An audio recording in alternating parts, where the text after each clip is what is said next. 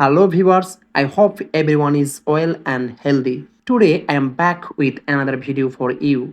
In today's video, I will show you how to remove the bezel or faceplate of a DVD-ROM and reinstall it in a Kaddy. I will replace bezel in Kaddy easily, so stay tuned. First of all, we need a James clip and push the latch to remove the bezel from DVD-ROM.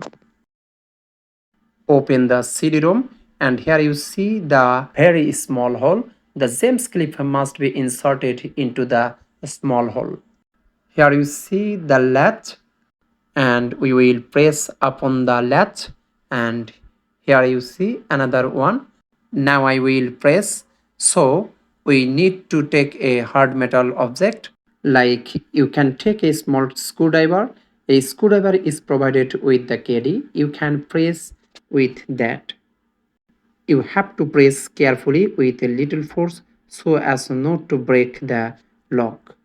The lock is open. We will pull the bezel off like this.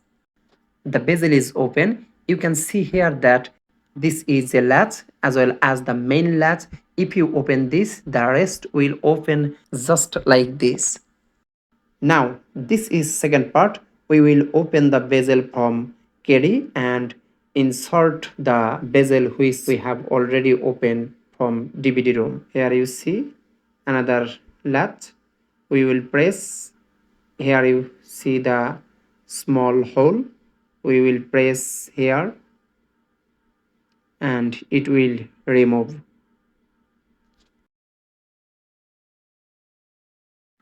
The third part, we will insert here the bezel which we remove from DVD-ROM. We will insert like this. You will just follow the process and you will do it easily.